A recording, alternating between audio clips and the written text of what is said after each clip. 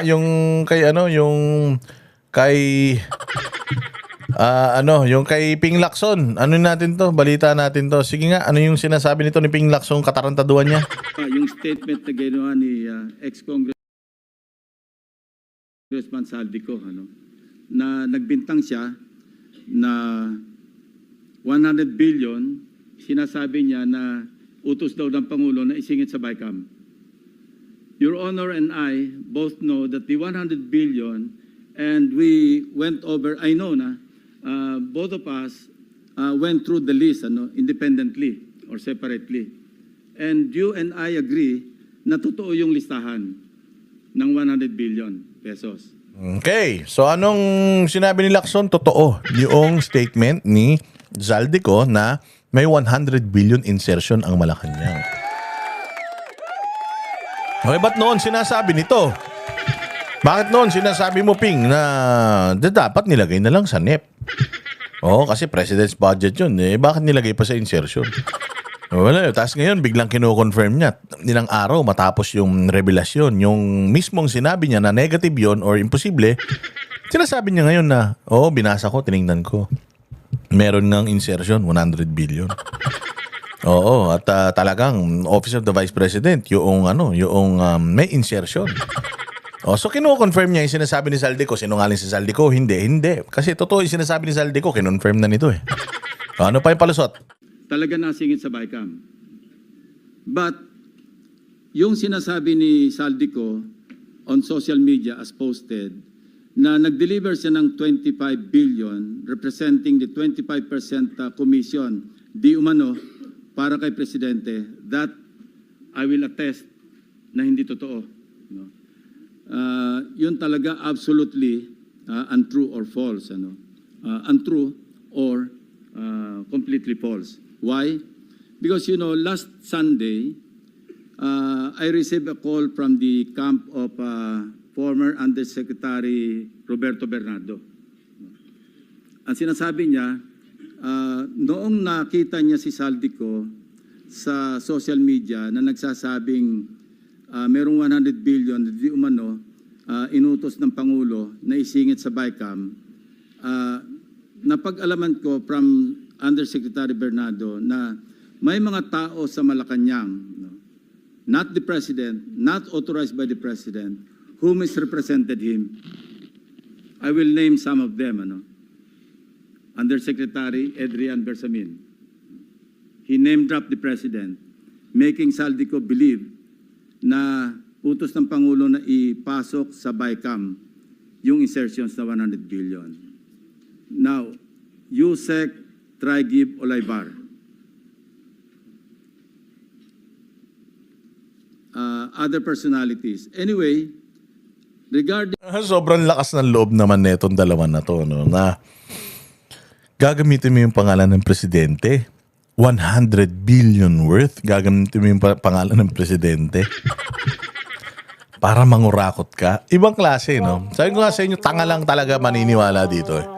Tarantado lang ang maniniwala dito sa sinasabi ni Ping Lacson na ako Presidente. Tapos, mga undersecretary, hindi pa direkta sa akin ha. Yung Department of Education. Yung isa naman, undersecretary ng Office of the Executive Secretary.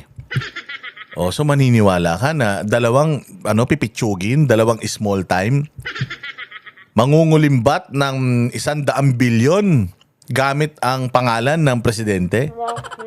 Kung totoo man yan, napakahina talaga ng utak ng Presidente. Kung totoo man yan, bobo talaga Presidente. Kasi mantakin mo, nagagamit ang pangalan niya, wala siyang kaalam-alam. Ibig sabihin, tamad talaga.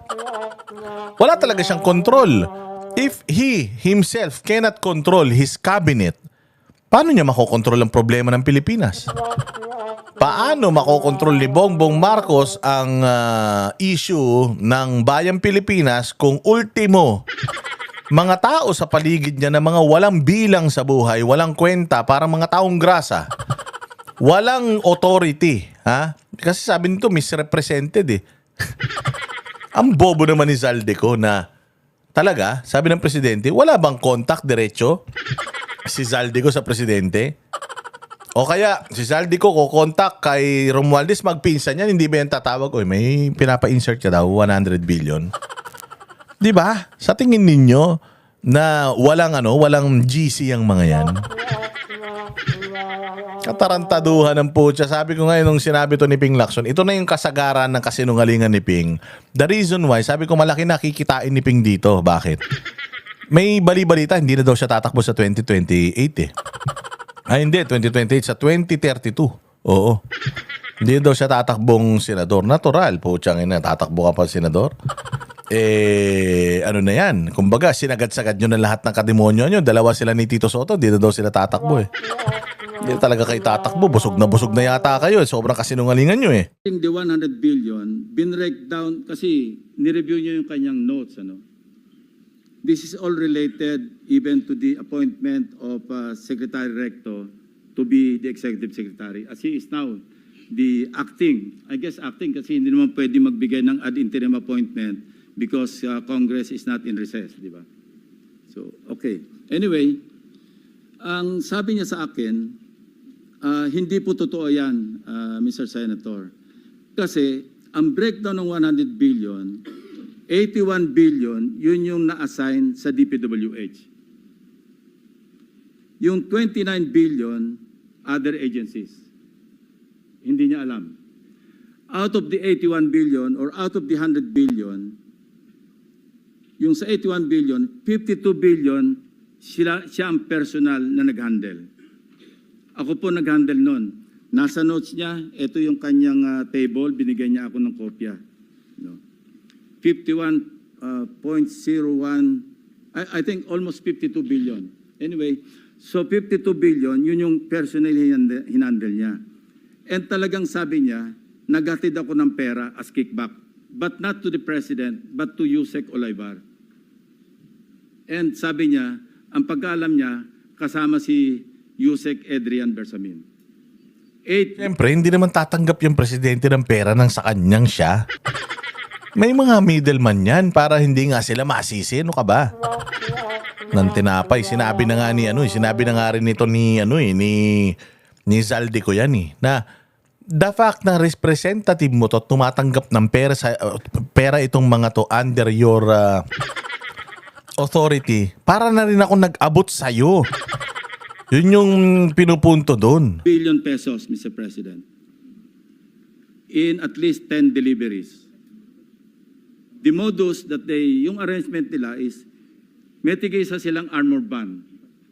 May armored van si Yusek Olaybar, may armored van siya, magpapark sa basement ng Diamond Hotel, darating yung van driven by Olaybar, and possibly, sabi niya, hindi siya sigurado, and possibly along with Adrian Bersamin. Bakante yung armored van, ipapark, idadrab yung isang van na puno ng pera. Ranging from 800 million hanggang 2 billion. Umabot ng 2 billion only because sometime in March, yung kanyang date na sinasabi from, I think, March hanggang April, yung delivery.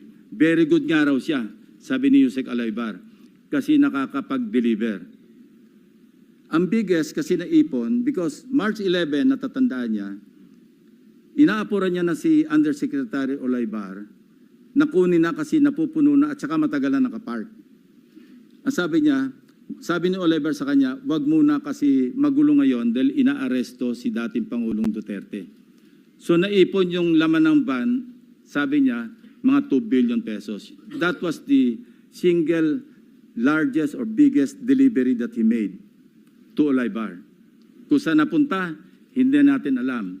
But personally, he knows or he knew that, kasi personal nagpapalit sila, amounting to 8 billion pesos. 1 billion, he delivered to Secretary Bonoan.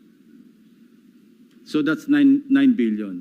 Yung 8 billion was representative of 16% of the 81 billion or 82 billion. Ang usapan daw nila initially was 15%, Mr. President. Tumawad pa raw ng 1% si Olaybar, pero suspecha niya, natatawa raw siya.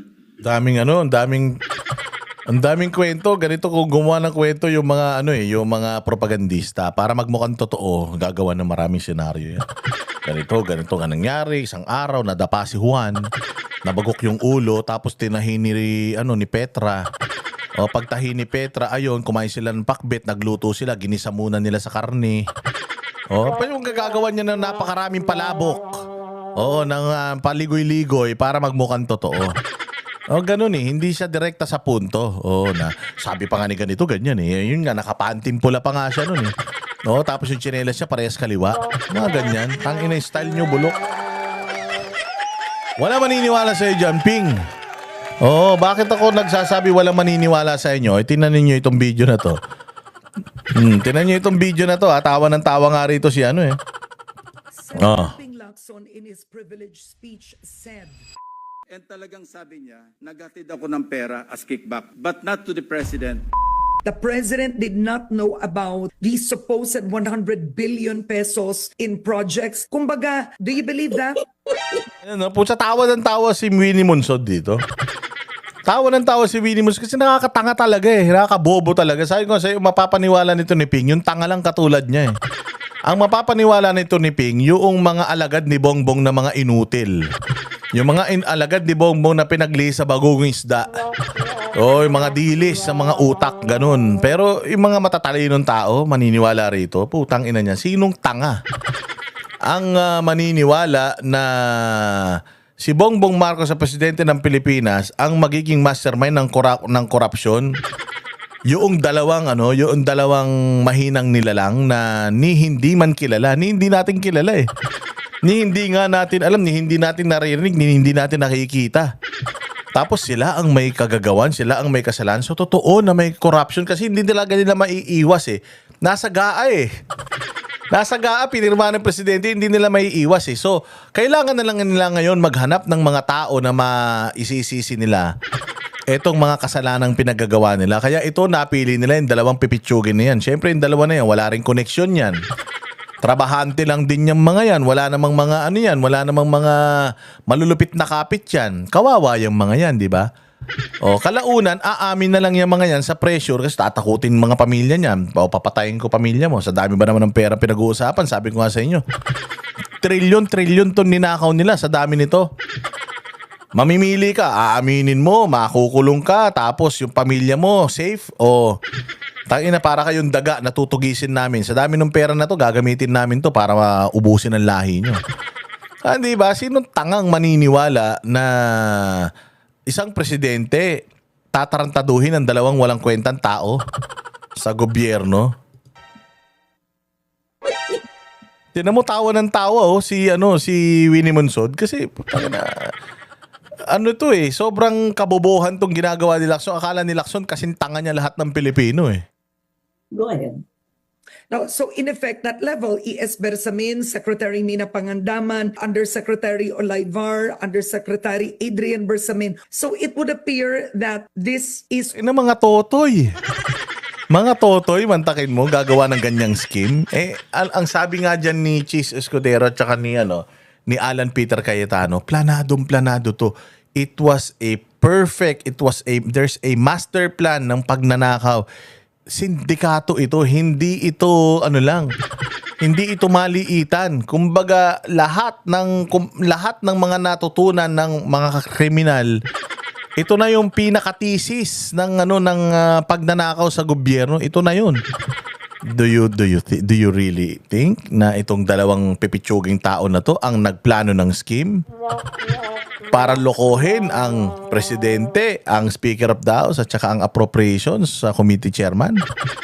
Sa gagaling ng mga congressman dyan, itong dalawang tao lang ang nagpaikot ng pagnanakaw sa Pilipinas? operating only within that level that the president doesn't know. That's what Senator Ping Lacson said. Well, that means that Senator Lacson must think that the president is so incompetent and is so stupid that his undersecretary ito, walang takot sa kanya. But Ping Lacson cannot tell me that these underlings operated without the knowledge of the president. We're not talking about millions here. We're talking about billions. I mean, isn't it rather odd? Is that believable? I mean, I would like to ask Senator Lacson that. Do you really think, Senator Lacson, that si President Bongbong is so stupid? Oh, Senator diba? Ako, Ping Lacson, do you think that President Bongbong is stupid? Ako, yes. I believe that he is stupid. Pero, I am not stupid to believe Ping Lacson that Bongbong Marcos is that stupid to the point na yung pera ng taong bayan nananakawin, yung insertion na yan, manipulated dun dalawang underling. Sinabi na nga nito ni Winnie Monsod. So malaking kabobohan, malaking kabalbalan nito, Ping Lacson, neck mo.